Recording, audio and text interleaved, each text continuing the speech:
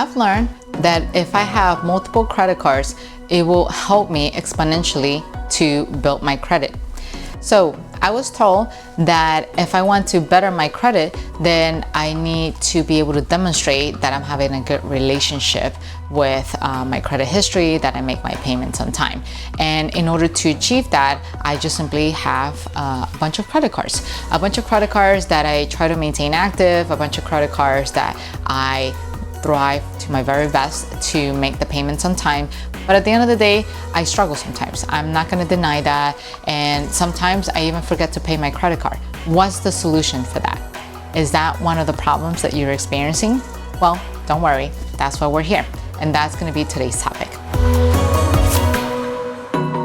Hello everyone, and welcome back to another episode. For those who are tuning in to NOVARISE Invest for the first time, this is your channel for real estate education. So today's topic, it's all about the management of your credit cards. Why? Because the better you manage your credit cards, the better your credit score and the higher chances to qualify for a mortgage. And it can also help you get excellent rates when it comes to applying for a mortgage. So for that, what we're gonna do, we're gonna jump straight into my tablet. And here we go. So assuming you have a ton of credit cards, the very first thing you should do to manage them correctly is to create an inventory, right? So let's say list of credit cards, because that way you will know how many cards you have in total and what use are you giving them. Now, the second point is assign a use to the card.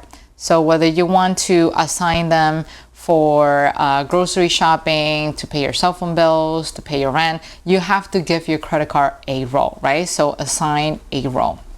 The third step for you to do is to assign a new due date. So you're going to align all credit cards so that way they have all the same due date. And what is the due date? Well, it's just simply the day that you have to pay your credit card by. So if the due date is on the 15th of every month, then you have to make the payment at the 15th of every month. If you have a due date at the 20th of every month, then you should make the payment of your credit card by the 20th of every month. And the fourth one, it's by scheduling auto payments or automatic payments, right? Auto payments. And in essence, it's gonna look like this. So let's say you created your list. So you have cards, and then you have the role that you have assigned to each and one of your cards.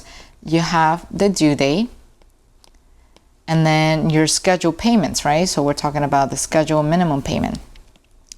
So let's say, just to throw a bunch out there, you have a Chase card. So you have Chase. Let's say you also have one from Bank of America. Let's say you have one from Wells Fargo. Let's see, another one in the mix will be an Amex. And let's say you also have a Capital One card. So you have Capital One. And so the role that you're going to assign to each and one of them, it's going to be as follows. And why do you need to assign a role, you might be wondering? Well, it is very important for you to keep your card active. It doesn't matter if you have a bunch of credit cards. If you're not using them, well, it's just simple. If you don't use it, you lose them. So you have to assign an expense that you know it's going to happen every single month. So for example, for Chase, you can use that to pay your rent. For Bank of America, you can use that to pay your groceries. Wells Fargo could be your cell phone bill, Amex could be gas, and then Capital One can be your internet. Why not? So, and then once you get that figured out, you're just simply gonna take the 1-800 number and just call the bank and say, hey, I would like to change my due date to so-and-so. If you don't like calling people, you can just simply go into your mobile application and each and one of your banks, or you can go to their website, just log into your account and select a new due date.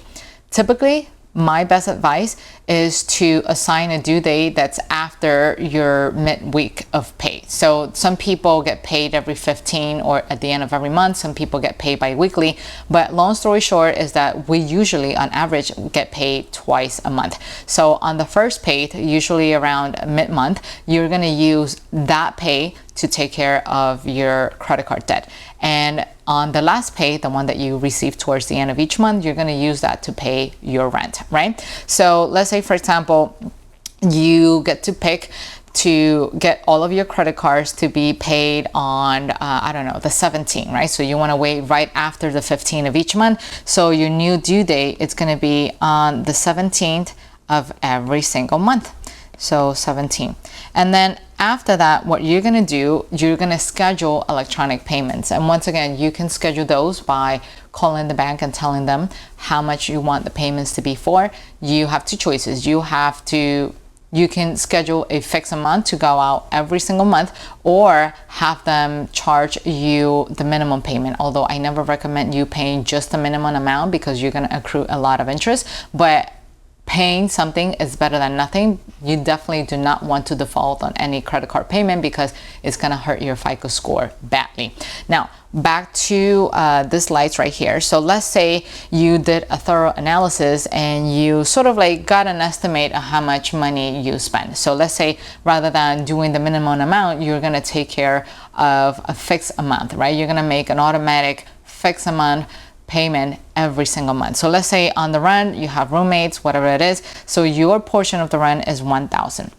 So you're going to use your credit card, you're going to pay $1,000 every month. So you know for a fact that you have to make a payment of at least $1,000 every single month. So you're going to schedule $1,000 right here.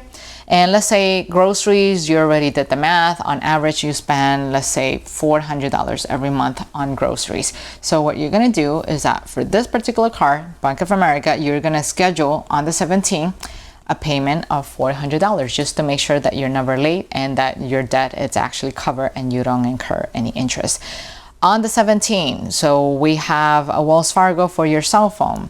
So averaging it out, let's assume that your cell phone bill is $50 a month. So all you gotta pay is $50 a month on that Wells Fargo card. Same thing for your gas. So let's say you fill your tank twice a month or something like that, and that on average you'll be paying $90 right here. So when it comes time to scheduling auto payments, you know that every single month you're gonna pay $90 on the 17th. And let's say internet, same thing, $50.